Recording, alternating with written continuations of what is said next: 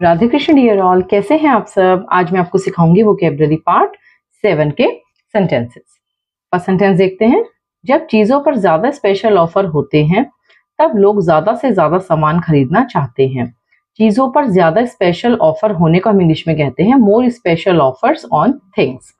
When there are more special offers on things people want to buy as much as possible.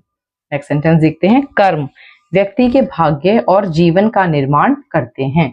कर्म को हम English में actions कहते हैं, भाग्य को हम डेस्टिनी कहते हैं, निर्माण को हम क्रिएट कहते हैं। Actions create a persons destiny and life. Third sentence देखते हैं। एक लक्ष्य है हम सबके जीवन में जो हमें मजबूर करता है मेहनत करने के लिए। मजबूर करने को हम इंग्लिश में कंपेल कहते हैं। There is a goal in everyone's life that compels us to work hard.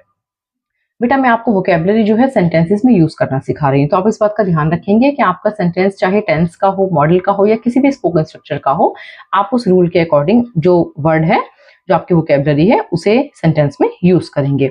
अगर आपका सेंटेंस पास्ट का है तो आप वोकैबुलरी को पास्ट के अकॉर्डिंग यूज करेंगे। अगर प्रेजेंट कॉन्टिन्यूअस है, आईएनजी लगना है, तो वोकैबुलरी में आप आईएनजी लगाएंगे। आप इस तरीके से वोकैब वर्ड्स को यूज करेंगे। अगर आपके वोकैब वर्ड्स जो है वर्ब है, तो अगर वोकैब वर्ड्स सिंपल वर्ड है, नाउन है, तो उसमें हमारा जो है कोई भी वर्ब के अकॉर्डिंग चेंज, उसमें ईडी आईएनजी कुछ यूज नहीं होता है।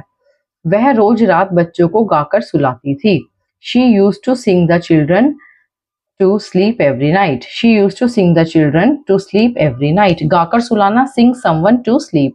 समवन की जगह जिसे सुला रहे हैं उसका नाम आएगा सिंग समवन टू स्लीप। जैसे मैंने कहा, मैं अपने बेटे को गाकर सुलाती हूँ, या मैं अपने बेटी को गाकर सुलाती हूँ। I sing my daughter to sleep. Next sentence देखते हैं। मुझे कुछ और पैसे लगेंगे। कुछ और, मोर, लगना, need. I will need some more money. यह जूते 2 साल से ज्यादा टिकेंगे या चलेंगे। 2 साल से ज्यादा, मोर देन 2 years। टिकना या चलना, इसको हम इंग्लिश में लास्ट कहते हैं। देखो हम बहुत बार इस तरीके से सेंटेंसेस बोलते हैं कि मीटिंग 2 घंटे चली, या पार्टी देर रात तक चली, या ये जूते काफी साल चले या काफी साल टिके। तो जब आपको किसी भी इवेंट का एक टाइम बताना होता है कि पार्टी काफी देर चली, या मीटिंग 2 घंटे तक चली, या मीटिंग 2 घंटे चलेगी, तो किसी भी इवेंट का जो आप टाइम बताते हैं उसके लिए हम लास्ट वर्ड का यूज करते हैं। और जब हम किसी चीजों के लिए कहते हैं कि ये कपड़े काफी चलेंगे, या ये जूते काफी चलेंगे, ये जूते काफी टिकेंगे, तो हम उनके लिए भी लास्ट वर्ड का यूज करते हैं। These shoes will last more than 2 years। Next sentence देखते हैं। आम इस साल सस्ते होंगे। सस्ते होने को हम इंग्लिश में बी चीप कहते हैं। Mangoes will be cheaper this year.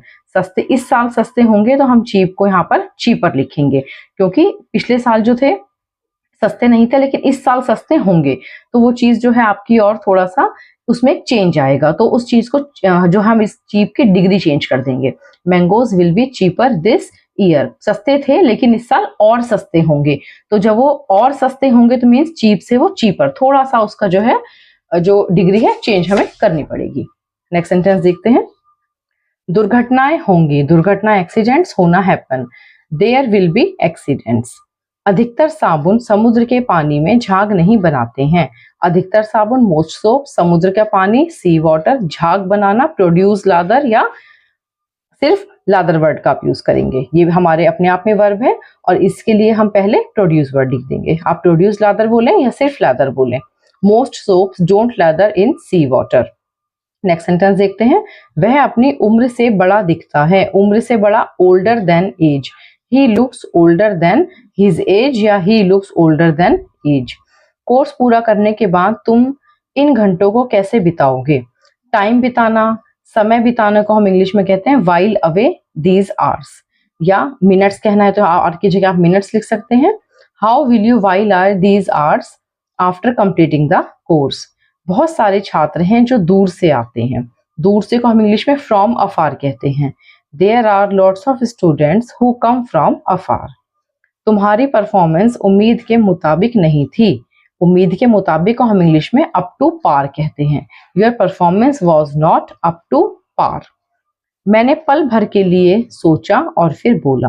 पल भर के लिए, for a moment. I thought for a moment and then spoke. Last sentence देखते हैं, इस बंडल को बांधने के लिए एक मजबूत रस्सी चाहिए। बांधने को हम इंग्लिश में बाइंड या टाई कहेंगे, एक मजबूत रस्सी को अ स्ट्रॉन्ग रोप कहेंगे। A strong rope is needed to tie this bundle. I hope words आपको क्लियर हैं, लेकिन फिर भी अगर कोई प्रॉब्लम आप फेस करते हैं तो प्लीज आप कमेंट कीजिएगा, मैं कोशिश करूंगी आपके कमेंट्स का जवाब देने की। Thank you so much.